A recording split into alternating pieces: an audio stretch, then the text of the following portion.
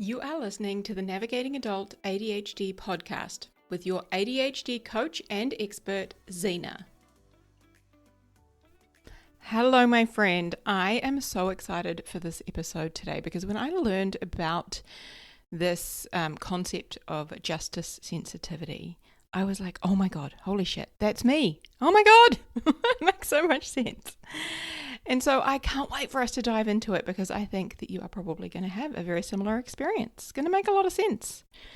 So if you've ever felt like you just can't let something go because it felt really unfair, like maybe it's a random comment that came from your boss or seeing someone at a party being mistreated, and that kind of a thing just leaves you ruminating for hours, right? That is not you being dramatic, my friend. That is justice sensitivity. And our ADHD brains actually play a very big role in this. So chances are you have been told you're overreacting, you're too sensitive, or you just need to learn to pick your battles, right? Oh God, that one, yeah. But your sensitivity to injustice actually isn't a flaw. It is a psychological trait, right? This is something that is wired into how your brain works. So if unfairness fires you up, if you get angry when you see someone being left out or discriminated against, my friend, this episode is for you. Now, don't forget that you can grab your free podcast cheat sheet so you can get a recap with all of the key points from every single episode simply by visiting navigatingadultadhd.com/cheat sheet. All right, that way you don't have to worry about taking notes. I've done it for you, okay? So let's get straight to what is justice sensitivity, okay? So as I said, it's a measurable psychological trait. And researchers have actually been studying this for quite a number of years, which I found fascinating.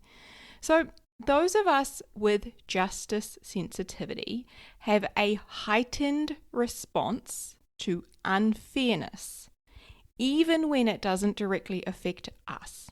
Okay? So what this means is we're going to notice the power imbalances, the moral inconsistencies between like what somebody says and then what they actually do, right? And we're going to notice the systems that are, screwing people over. So a really great way to think about this is if you were to think of your brain as a smoke alarm. Most people's alarm is going to go off when there is an actual fire. And for those of us who have ADHD and experience justice sensitivity, our smoke alarm goes off when toast gets burnt, which is on the regular, okay? Now, I want to be clear that not everyone with ADHD or other forms of neurodivergence is going to experience justice sensitivity. However, it is incredibly common in our community. And it's also not exclusive just to people with ADHD. So funnily enough, yesterday I was out walking and I was listening to Jacinda Ardern's audiobook, right? So Jacinda Ardern, who was the Prime Minister of New Zealand for a significant period of time and led us through a lot of very big, significant events, she has recently put out a book, and I was listening to this book and I'm like maybe not even a quarter of the way in, and she's talking about her childhood and her upbringing, etc. And I could clearly see in the things that really upset her and the things that, made her cry, that she could, never get out of her mind, etc., the things that she ruminated on, that she is somebody who for sure has justice sensitivity. So fascinating. I was like, oh my God, I'm just about to record a podcast on that. That is crazy that I'm really seeing it in her words in her book. So yeah, there we go. Again, it is super common in the ADHD community, but not exclusive just to us. So let's talk about what happens when we actually add ADHD to the mix of justice sensitivity, okay? So there's emotional dysregulation, of course, right? Emotional dysregulation intensifies our response, right? It like turns up the dial on what we feel when we experience something that we think is unfair. So rather than somebody else might go, oh, wow, yeah, that does kind of suck, huh? We have a full body response. like we may not be able to get it out of our mind. It is very intense, okay? Other things that we have as ADHDers, we got the all or nothing, right? The all or nothing brains, the all or nothing actions. So what that means is we see things in black and white with very little to no gray area, right? It's either good or it's bad. It's either right or it is wrong, okay? We also, as, late diagnosed adults with ADHD, we have a history of experiencing injustices ourselves, right? Every time you were misunderstood or, made to follow rules that just made no sense to you, right? Every time you were singled out for talking too loudly, for not sitting still, or for, being the one in a group to break rules, right? It impacts this area of injustice in us and makes us, of course, more sensitive, more aware of it to ourselves and when other people also encounter it. And then we got to talk about RSD, my friend. Yes, right? When you experience RSD, which is the rejection sensitivity dysphoria, which is where people with ADHD, we often experience an extreme emotional, physical reaction to feelings of being rejected, criticized, or failing, right? Whether real or perceived, right? Like it's intense for us. Like it can quite literally be crippling, right? So when you add RSD into the mix of this justice sensitivity, right? Being somebody who is attuned to experiencing RSD, we're already looking out for ways in which we might be excluded or discriminated against because, hey, we don't want to experience RSD. So we're always on the lookout for that, right? But we're also very heightened and aware of it and therefore kind of looking for it in regards to other people, okay? So it's always on our radar. So we know ADHD brains, right? They're not designed for subtleties, right? If something is unfair, we are going to know it. And often we're going to feel it deeply, right? And sometimes it can really feel like you're carrying the weight of the world on your shoulders, especially when it can lead to a lot of rumination. So I want us to go through some examples that I think you're probably going to be able to relate to. So this is one that always pisses me right off, okay? When you have to merge in traffic and it says like merge like a zip, right? And there's the sign. And there's that one asshole that drives all the way up the side to the front of the lane, right?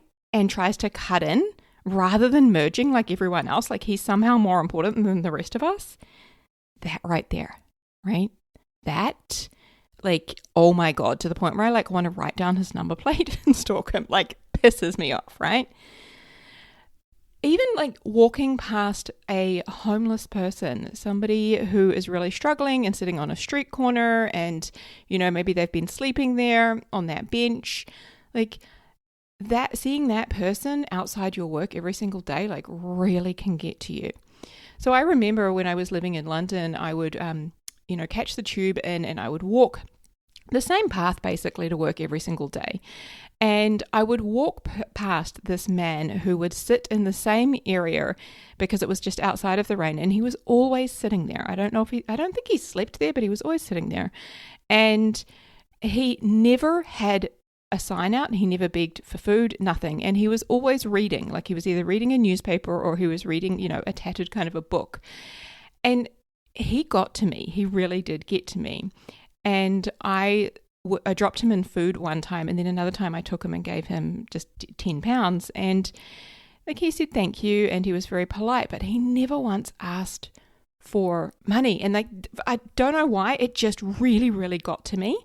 And I used to get really upset, and to the point where I would actually walk a longer different way so that I didn't see him, because I thought, this just isn't fair. How are people not doing more to help this man? And what can I do? So again, that's that justice sensitivity in me coming out. So some other examples. If you get mad when your spouse doesn't recycle the plastic and throws it in the trash, yeah, that one gets me. My partner just can't seem to figure out that certain things are recyclable and certain things aren't. Like, to me, it's very simple, but to his brain, it's just really not. And so I'm always saying, honey, that's not recyclable. Honey, that is recyclable. You need to rinse it. Like, be a good human, right? Like, that can really grate on me. It could be when your plane lands, and I had this recently, right? I was on a flight and, we're on the tarmac and we're coming up to the gate and they, they've made that announcement like, please stay seated until the seatbelt sign is switched off, right? And the plane comes to like a stop, but they haven't turned out the seatbelt sign yet. And like, there's that one person who like leaps out of their seat, like grabs their bag and starts marching up the front of the airplane, right? Like they deserve to get off first or something, right? Like that kind of a thing, that kind of like, that's not really fair, is it? Like what's fair is like we go row by row, right? For me, another one that got me recently was when my partner took one of our boys to the movies. So there was a new Karate Kid movie that had come out, and as a child, like that was the movie that changed his life basically when he saw it when he was younger, the old version, right? When he saw that when he was younger, that like changed his life, and it's what got him into boxing, and he had a very successful career in boxing here in New Zealand. And so he wanted to take his boys to see that. And so we took one of them on a Friday night and the others were with their nana. And then he took one of the other children, right? There's 3 boys. He took him to the movies on, I think it was the Sunday. Like I was like, I'll look after the boys and you do that. And he did that. And I was like, okay, so what are you going to do for number 3? Now, the third child, like it's not his kind of a thing. He wouldn't want to see it and he struggles to sit through a movie, etc. So we were like, no, let's not take him to the movie. Let's take him to do something else. And he's like, oh, no, I don't think we need to do anything. And for me, I'm like, well, hang on. You've done something with this child. You've done something with this child. What about the third one? Like you can't leave someone out. That's not fair. That's not equal, right? Like in my brain, I'm like, it needs to be fair, right? So here are some other ways that this might show up. If you find it difficult to compromise on issues that you feel really strongly or passionately about, right, which can oftentimes even lead to conflict with others, okay? So I actually had an example of that. My partner, Emmett, his brother was visiting us, right? His brother is Caleb, and his brother was visiting us, and his brother was talking about somebody named Jordan Peterson. Now, Jordan Peterson is somebody who is very big in the world of personal development, but it is somebody I do not like, okay? Now, I don't know Jordan Peterson, okay? So if you like him, great, right? But the reason I don't like him is the very first thing I saw of him a number of years ago now was him talking about women and how women should stay at home and cook and clean and, do womanly duties. And I was like, fuck you. Like, don't you tell me what to do. Where in the hell do you get off telling women that they should stay at home and not, be out there living life in any which way that they want? Why should it be any different for women than it is for men? Like, fuck you. Like, it pissed me right off, right? Like, of course, speaking straight to my justice and sensitivity, right? Anyway, Caleb was talking about how he'd recently found Jordan Peterson and he was like loving his book, and he said to me, you might like it. And he was like telling me why. And I was like, no, that is not a good person. That is not a good person to be learning from.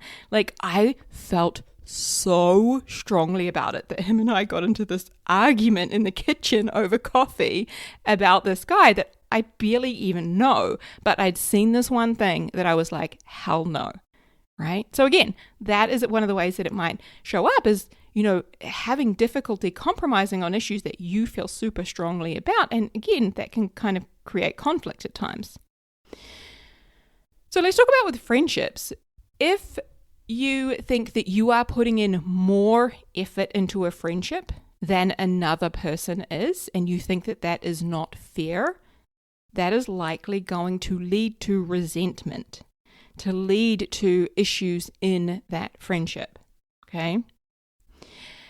If you become like excessively angry or upset, if you feel like you or even somebody else that you work with is being unfairly treated, right? And it doesn't necessarily even have to be in a work setting, right? But that can cause us to become very angry, very agitated, very upset when we or somebody we see is being like very obviously treated unfairly.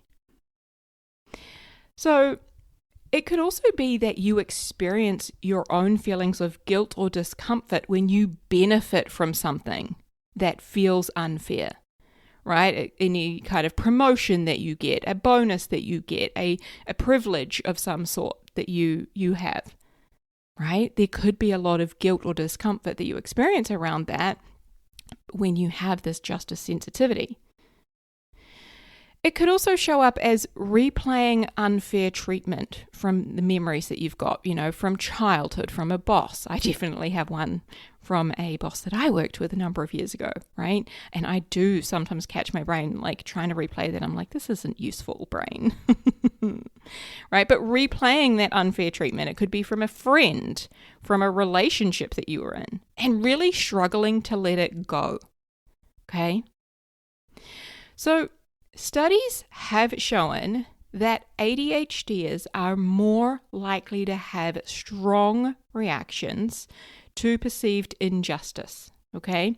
And we are more likely to take action and do something about it, even when it doesn't directly involve us. Isn't that fascinating? Right? Studies have shown that because of that, that strong reaction, we're more likely to have that strong reaction, and then we're going to do something about it, even when it's not directly impacting us. Right? And this is, to me, when I learned this and I was researching this episode, and I was like, interesting. That kind of explains why sometimes I just can't seem to mind my own business. Right? Like, I have been told that my whole life, like, you just need to mind your own business, right? And I'm like, no, but that is just unfair. That's not right. That shouldn't be happening, right? So, of course, I'm like all up in someone else's business to help them fix it, to help solve it, to like advocate for them, what have you, right? Which I don't think is a bad thing, unless it is draining you, right? Unless it is, causing you to lose your mental and emotional energy ruminating on it, unless it's taking away from you and your life and the things that are most important to you. Okay? So there are times where this can be very, very useful, but there are times where it can really drain us, right? And potentially hold us back. So to speak to that, this can be a strength and a liability, okay? Our justice sensitivities are both. People with this strong justice sensitivity, we can make excellent activists, we can make excellent lawyers or police officers or any kind of emergency services workers, right? But it can also lead us to ruminate longer, more intensely on the injustices that we see, right? And that can impact our relationships, especially when we feel anger or resentment towards other people. So again, it has its strengths and its, let's say, vulnerabilities as well. So let's talk a little bit about why it can feel like both, a superpower or, a strength that we have, and also a curse, right? Something very hard and difficult to navigate. So the good stuff, right? Having this justice sensitivity helps us to make value-driven decisions. Right? We make decisions that really align with our values, right? I know for me, I value integrity. I value, equality, justice, right?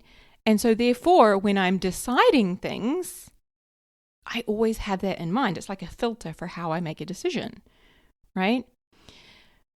The other good things is we have integrity in the way in which we show up in the world, right? It will often spark innovation and ideas, because when we see a problem, when we see something that's just not right, and we think that there could be and should be a better way, we, with the creative, sparkly brains, right? Like, we can come up with a lot of ideas and ways in which to help, solve that, to help, improve that. Also, we are great at advocating for others. We have a really strong ability to be able to advocate for other people, right? And be empathetic, be compassionate towards the injustice that they are experiencing. And another good thing that I see coming with this is people often trust us to just tell it like it is. So let's talk about then the harder elements of this, some of the vulnerabilities that come with it. Making decisions can feel like a moral debate. Like, am I a good person if I do this? Am I a bad person? Like, is this the right thing to do? Is this the wrong thing to do? Like, it can be, and of course, with the black and white thinking, right, we can be like, it's either good or it's bad. Like, get very stuck in that. Another, difficult element of this that I see is the boundary burnout. Basically, like when we take on other people's battles, when we get very riled up and, spend a lot of time ruminating on this injustice, on this unfair thing that we saw, that can lead us to burn out, especially when we're investing a lot of time in other people's battles and not our own. Another vulnerability here is that you may find that you struggle with people you have to work with or, engage with in some way who have different values to you, who don't value justice, who don't value integrity. I know from personal experience that can be a difficult one to navigate, right? When they say one thing, and your brain just like latches onto it, like, whoa, what do you mean by that? Like, that's not a nice thing to say. That's not a fair thing to say. So yeah, having to work with or in some way having to deal with people who have really different values to us, that one can be quite difficult to navigate. Then there's like the paralysis, right? The ruminating over the ethical dilemmas, over the, is this right? Is this wrong? The emotional exhaustion that we can feel from living in a world that at the end of the day isn't fair, right? There are a lot of imbalances. There are a lot of injustices. Living in that world can be emotionally exhausting, especially if we're somebody who like watches the news a lot, because there's so much negativity, so much unfairness, so much injustice happening, right? So rather than thinking of this as something that we have to manage or minimize, I invite you to think about it as a strategic edge that you have, right?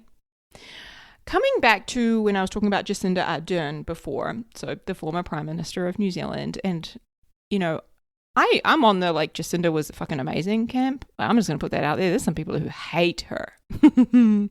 But I think as a woman leading our country, she was unmarried. She, found out she was pregnant like days before she found out she was the new Prime Minister of the country. That wasn't a planned thing to happen.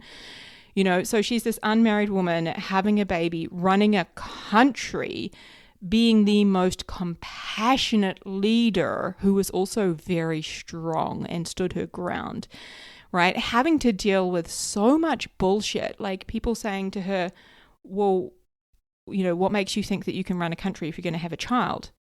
And she said, what makes you think I can't? Oh, damn. Like, I still get goosebumps when I remember that. Like, she had to face so much bullshit. And I just think as a leader, she was incredible, right? Where was I going with this? Off on a tangent. But yes, I see that her justice sensitivity that she has is such a strategic edge. One that she embraced. Was it hard? Yes. Did it bring her to tears multiple times? Yes. Did it keep her up late at night? Yes. But that was such a beautiful strategic edge that she brought that, I think many of our other politicians do not bring to the table. Okay? So again, I invite you to think of the justice sensitivity that you have, that we have, as a strategic edge. Okay? So justice sensitivity is your compass. Okay? Now, not everybody has a compass. But here's the thing. It's your compass. It is not your map.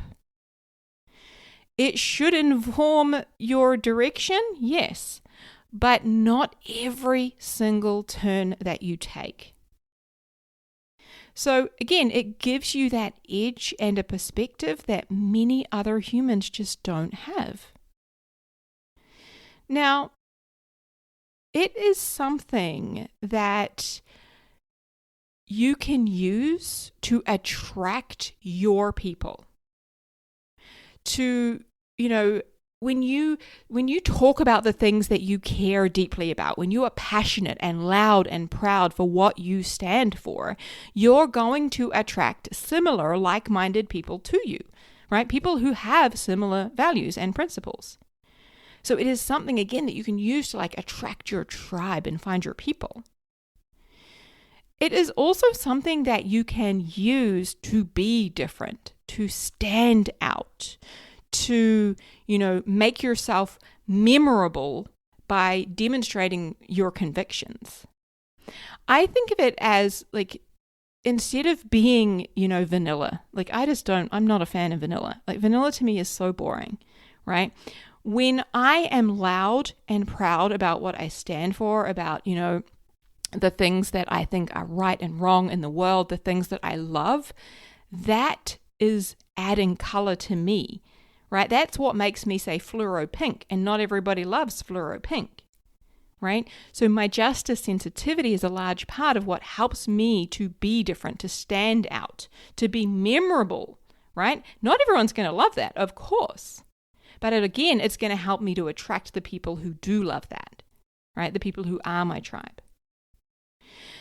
Now, like the goal with justice sensitivity isn't to, like I said, we're not trying to kind of manage it or minimize it, right? The goal, again, isn't to stop caring, but rather it's to learn when and how to channel that care without burning out. Okay, so I want us to talk about how we can do that. And I'm going to share a simple 4-step process, which is basically what I follow. Okay, a 4-step process. So the first one is you've got to call it out. You've got to name it to tame it. Okay, when you are noticing that you are fired up about something, is this your justice sensitivity? Right? If it is, call it out. Okay, right, this is my justice sensitivity. This is me thinking this is just not fair. This is just not right. Right? Name it to tame it. Call it out. That's the first one. Number 2, my friend, this is the most important. Regulate before you communicate. I feel like I should rap that or something. Okay, let's not. But regulate before you communicate, okay? I invite you to engage in a simple activity just to help you regulate your emotions and your spiraling thoughts, right, before you react, right? Or if you've already reacted, that's okay, right? Once you notice, oh, hey, this is just a sensitivity, that's why I just yelled at that person, right? Then take a second to regulate before you decide how to communicate and what to do next, okay? So again, regulate before you communicate. Now, recently, I had an episode, I think it was episode number 122. It's only a couple back from here, where I shared with you 3 of my favorite emotional regulation tools, okay? 3 very simple and easy things that you can do anywhere, anytime, just to help you dial back the intensity of the emotion. Okay, and again, our emotions drive all of our actions. When we feel that fired up feeling, when we feel angry, when we feel that injustice, that intense emotion that's very loud, what we want to do is help ourselves to soothe and regulate, to dial the intensity of the emotion back, turn the noise down. Then we can make an informed decision about, okay, what do I want to do now? Okay, so that regulation is such a crucial step in here. Okay, so number 1, name it to tame it. Number 2, regulate before you communicate. Okay, and that's only sometimes 30 seconds, if that, to regulate, right? Doesn't have to take long. Number 3, pick your battles. Not every battle is yours to fight. Okay, is this something that I want to make my mission? Even if it means that I'm taking time away from, other people or other things that I care about? Not every fight is mine to fight, right? And that's okay. Because if I continue to do that and fight everybody else's fight and everything that I don't think is fair and right in the world, that path is going to lead me to burnout. So is this a battle that I want to fight? Okay, and again, not every fight is mine, and that's okay too. So this is a really important question to ask. This is, one of the reasons, like justice sensitivity is one of the reasons I have not watched the news for years. My parents, I grew up watching, the 6 p.m. TV1 news with my parents. Like every evening, the news would be on in my house. Like they still watch it every evening. They watch the news from 6 till 7, right? Like I grew up watching that. And I have not watched it for years. The only way I get news is like other people will tell me things, but also I will see things on social media, like social media will, share things with me, what have you. But that the justice sensitivity of it like makes me think that I should do something about all of these things that I see that are unfair, and it just gets in my brain and I ruminate on it and I worry about it and all of that. And it's just, that doesn't serve me, right? Like that path, again, it leads me to burnout. It's a battle I don't want to pick. So, number 4 is to find your tribe.